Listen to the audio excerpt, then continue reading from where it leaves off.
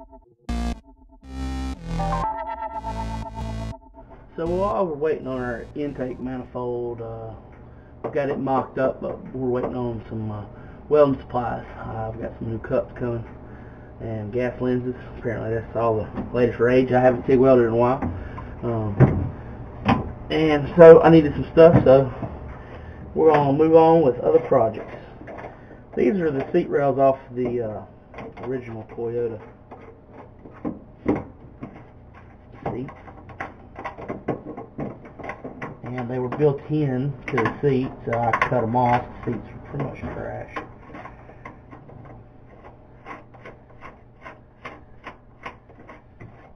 This is the bottom pan on a set of Volkswagen Jetta seats that I got out of the junkyard. And the last time I tried to look at them and set them up, the seat was setting way too high. They were set up way too high. And I decided to not use them, but I just kind of wanted to reevaluate where we were at with this, because this is something I already have. The budget's really tight. Probably everything done, I'm guessing about $600 away from having everything I need materialistic wise to finish this out. So if I can make these seats work, save me a few $100, that'd be a good thing.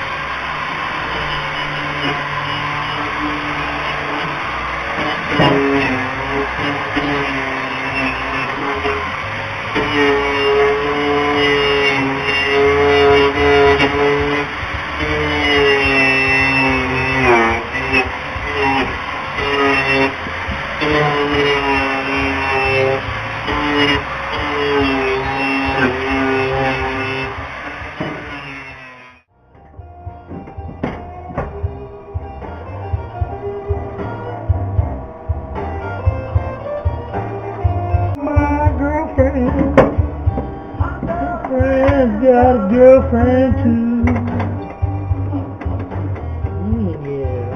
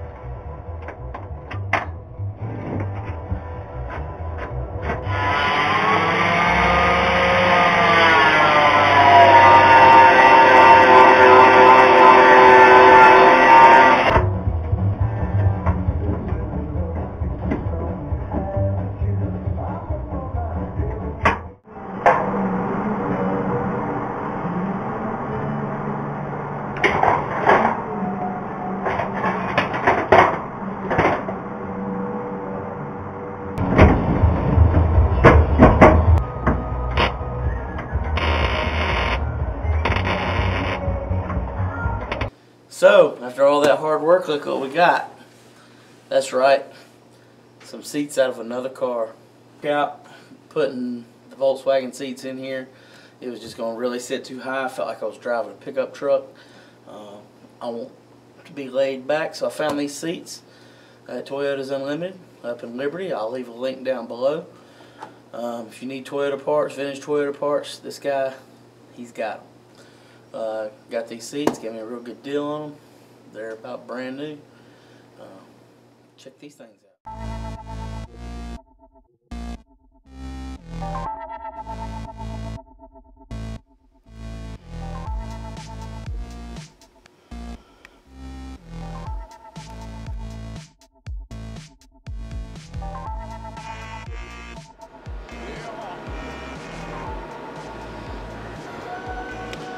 So our seats are going to fit in here good. Like I said, these are, I think, out of about an 80 Toyota Celica. And the bolts and everything fit up great. The only thing we had to modify was because we put this brace in here where we're going to redo the 4-tone. Had to cut out a little bit of the seat bracket. And we're going to have to do the same on this side when we get to it. We got a lot more to do inside of the car. So let me tell you what we're working on right now. And that's going to be this bundle of spaghetti right here. This is our micro squirt system. It's going to be our fuel injection. And I thought about trying to tuck the wires and get rid of all the factory wires and everything, but this ain't no show car. This is going to be street and track car, and I want to be able to find everything, get everything very easily. You know, to check everything, make sure everything's good. So I'm going to run this with the factory wiring here. And you can see we're going through this grommet here, coming here into the interior of the car. We're getting here. We got our amp seal, 35 pin amp seal that goes to our micro squirt. And then these are the wires that don't need to go outside. Of course, these can stay in. The oxygen wire, CAN bus high and low, extra optical wire, which we won't be using, our connection for our tuning port. All this stuff will go in here. I'm going to leave the harness full length. I would just crimp everything on if, one, I had crimpers for the pin connections. Two, most of the stuff I've got is out of the junkyard. So trying to save money, we've already got the wire in here. So we're going to be soldering all these. And heat shrink tubing, everything. You know, some people don't like doing that, but it's a whole lot better than butt connectors. And with this, I just don't have enough wire to reach everywhere, so I'm going to have to solder on some. even though I did get the 8-foot harness with this. Got our turbo hanging here. Still waiting on the exhaust flange. We've got to figure out our hose for our pipe. We got to finish weld all this up. All this is going to get mocked up. I'm going to try to get it started and running. Then we're going to take everything back apart and paint, finish weld, all that stuff.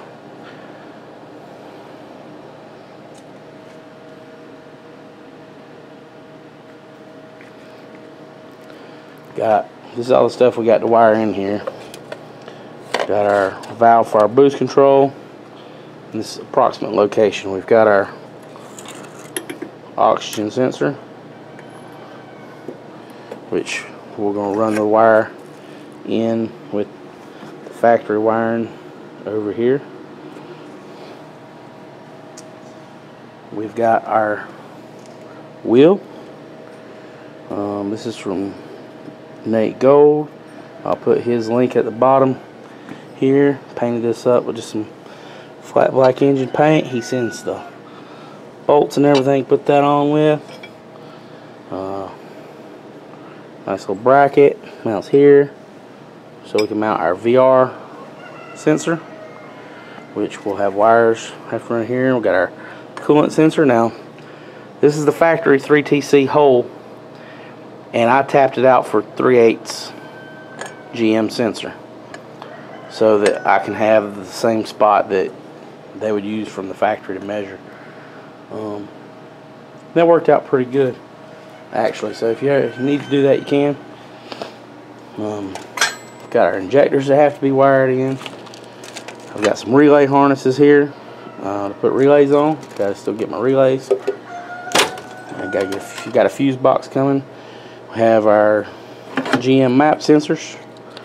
One will be for just barometric pressure, and which is actually a cheap Chinese one I've got off of eBay for $15. The other one is a $60 one that come from DIY Auto Tune, and I figure I will use that one to measure my boost, because probably better. Got our air intake temperature sensor. This is an open element sensor for boosted applications. That'll have to go in our intake manifold, which I plan on putting all the ports on the bottom of this, so at least it looks clean on the top. Gonna have to get one of my buddies that does some aluminum welding to weld that for me, because it's been so long since I TIG welded anything. I tried to strike arc the other night, and let's just say I wouldn't put it on my car. Got our spark box here. This is quad spark from DIY Auto Tune also, which is where I got the majority of my fuel injection parts. I did buy that stuff new. I'm trying to get that stuff from the junkyard, make something work. Although I think it would be relatively easy to take, you know, even like a factory Honda computer and everything, or some other factory Toyota computer, and wire one of these engines up and run off a different computer. As long as you got your sensors down and everything, and you know, this, you could probably make it work, but you'd spend a lot more time. So we got that, and that's all going to wire here. All these wires coming in here, we got to terminate these, figure out where they're going to go, what they do. They're all labeled. I don't know if you can see. Can you see that here? Oh, excuse me. How long has that been going on? Okay, see? All these wires are labeled what they are. So don't be intimidated by a wiring harness loom. As long as you know how to solder or crimp correctly. No, I'm not talking about crimping butt connectors. What they do is pull these out and crimp these individual pins. But unless you got the connectors raw, it's kind of hard to do that. And I've got some of the factory stuff torn off here, because we're going to try to tap in and take out what we don't need from the factory stuff, because there's going to be a lot of stuff here that we can get rid of.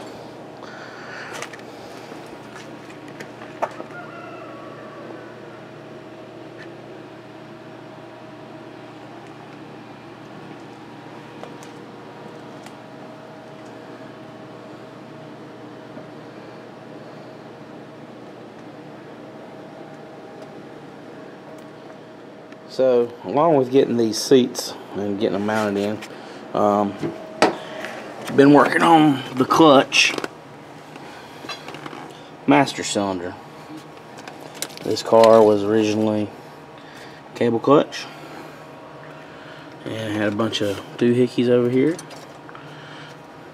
that were self-adjusting and whatnot. Because there's not enough room in the engine compartment, this is what we made. And I simply used a 8mm hole that was here. It actually had a pin that spring hooks to. Put some roller skate bearings. You know, I'm all about using some roller skate parts or whatever got rolling around. I did take the pin out and put a bolt in and weld it through so I could make it a little bit longer. And so I would have thread. Put this in for an adjuster to hold this up, actually, because, well, that's what I had to do to make it work. I think it'll be okay. If you see any problems with that, leave me a message in the comments below, and maybe you know something I don't. But built all this bracketry here, and this is gusseted up under here, so I don't think it's going to bend any. And it seems to be really smooth.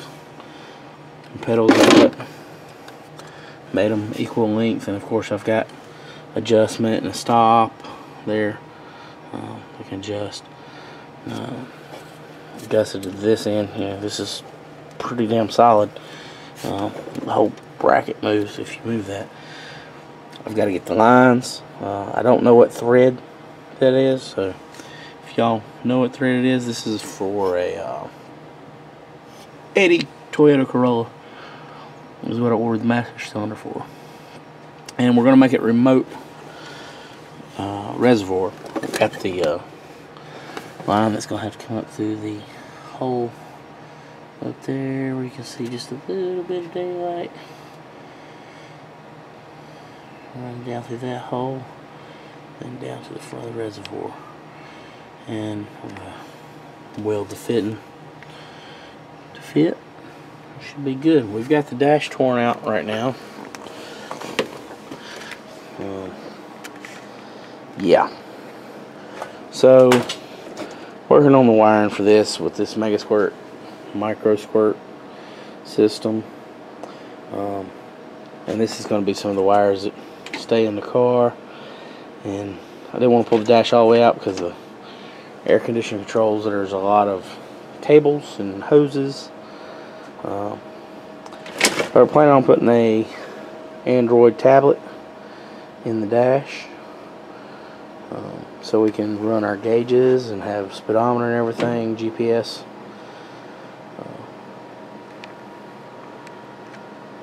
So doing research on that now. If you got some advice on that, you know, drop it in the comments. Alright guys, thanks for watching, and we'll be back real soon with another update. Comment below, like wherever that is that you're supposed to like, and subscribe to me if you would. Share my videos, and I'll keep making more and trying to make better content for you. Yeah.